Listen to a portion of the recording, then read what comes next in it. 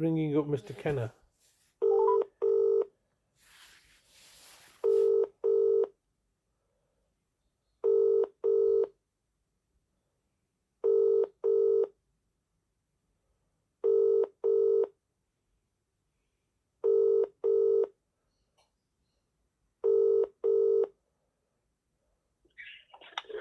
This is the voicemail of Graeme Kenna from the Legal Department for Adult Services in Bradford Council.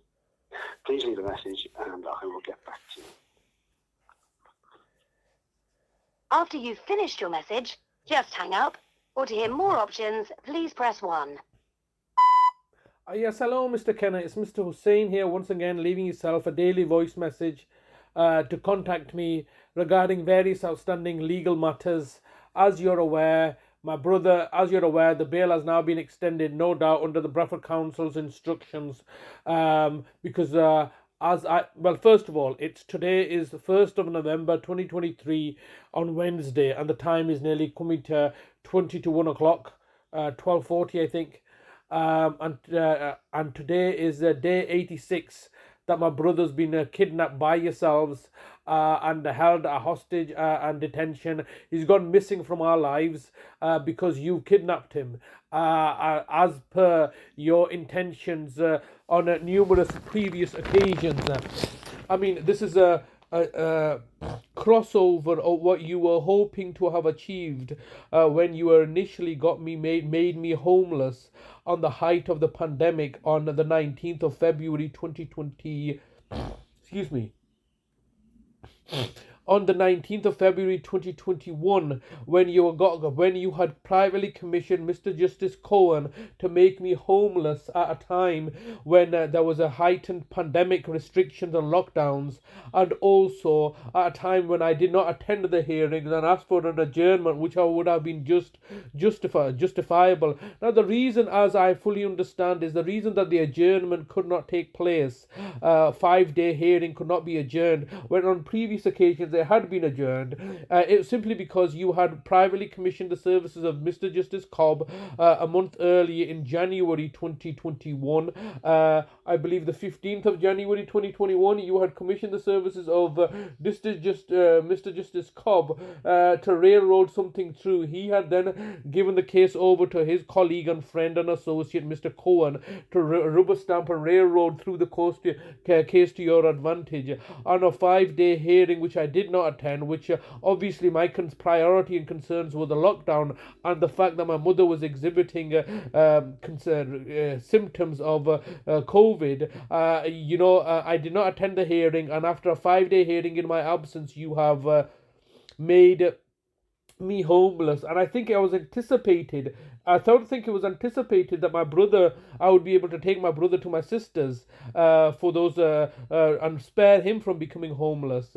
I think the intention was to remove me from the premises, and the way the order had been drafted, it left a room open for you to add an additional person, which was my brother Talib, whom you would have then subsequently amended the orders to ensure that I could not have any contact with him as well. All your plans failed on the 19th of February 2021, a day that will live on in infamy in my life, because you made me homeless, and that was the last time I saw my mother alive, and that's the last time my brother Talib saw his mother alive, and so it was the last time my sister in Oldham saw my mother alive. Subsequently, you made us homeless at the height of the pandemic, anticipating that you'd be able to grab a hold of my brother Talib at the same time. That failed because subsequently that was on a Friday, the 19th of February 2021, and by the 22nd of February 2021, after the weekend, the first Monday, you had sent Fungi and Bali to check up on my brother, and where he had clearly stated he didn't want anything further to do with you, and you came over with the pretext of dangling his benefit money in front of him, which, as you know, is you've obtained unlawfully, because I have never ever relinquished my DWP appointeeship rights for either my mother or my brother, and you have, in my absence and incarceration, instructed your fellow friends at the DWP to hand over my DWP appointeeship to Adalat, and then subsequently you've got my brother Talib to sign that over to you. So subsequently from 2018 onwards, you've been dealing with his DWP benefit money, but then then as a consequence of his abduction August 2018. Subsequently, upon his release on the 14th of December 2018 into my care, you have been doing these welfare, malicious and malevolent welfare checks in order to re-abduct my brother. It is clear that after my further arrest on the 28th of February 2019, after my brother was in my care, your manager Vicina Brown had visited my brother on the 1st of March and concluded that he has mental capacity to stay with his sister in Oldham. How is it that he then subsequently loses mental capacity for you to have abducted him? This issue and case has always to do with mental capacity, and to my surprise and dismay and alarm and distress and shock and horror, you had even commissioned Mr. Justice Cohen to state and railroad the fact that I lack litigation capacity. How quaint is that? I probably have more litigation capacity than you as a solicitor or many other solicitors or judges, because you can see I'm as sharp as a tool when it comes to certain aspects. I'm not stupid, to say the least, and you had managed to buy off my own solicitor from Burke Niazi Solicitors, Michael Barrett of Burke Niazi Solicitors, and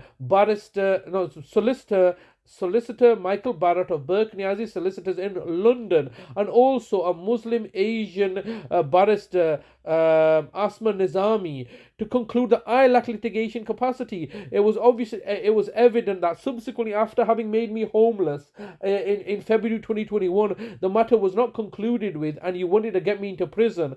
And subsequently, you've decided, when I got a legal representation, that maybe the better course of action would be for us to sanction and have it written down in the court papers, or have it formally recognized that I lack litigation capacity. And that was your big spiel towards the end of 2021, wasn't it, when Mr. Justice Cohen's services had been commissioned, my solicitor services had been commissioned, the official solicitor services had been commissioned to railroad this narrative through.